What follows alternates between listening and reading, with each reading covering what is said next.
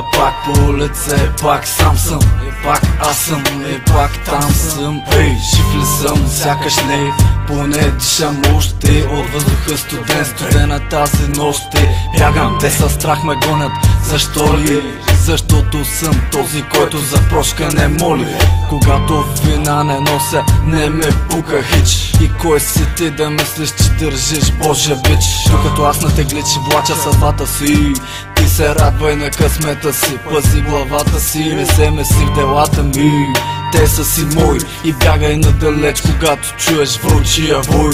Аз са всички мои вози, като кажа хоу, и ти ще чуеш вълчи вой. И ако си един от нас, ще посрещнеш луната с очи и ще бъдеш верен на нравите вълчи. Аз са всички мои вози, като кажа хоу, и ти ще чуеш вълчи вой. И ако си един от нас, ще посрещнеш луната с очи и ще бъдеш верен на нравите вълчи.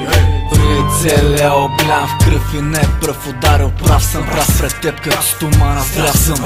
И стомана в ръката имам и не се чудя, а действам с инстинкт. Дали имам какво да губя, не, дали ще се събудя утре все тая. На кой му пука бич, на мен не. И до края играя себе си, роля в крайния квартал. Да живея и израсна, сценариста ми е дал. И оттам нататък аз избрал пътя си следвам. И докато вървиш назад, аз напредвам. И не ми е лесно, но не се оплаквам. И когато не давам нищо от никой, нищо не очаквам. И аз са всички мои вози, като кажа хоу, и ти ще чуеш вълчи вой. И ако си един от нас, ще посрещнеш луната с очи и ще бъдеш верен на нравите вълчи. И аз са всички мои вози, като кажа хоу, и ти ще чуеш вълчи вой. И ако си един от нас, ще посрещнеш луната с очи и ще бъдеш верен на нравите вълчи. Здравей, как си, караме някак си, стоиш за тъгъла, късмета чакаш си.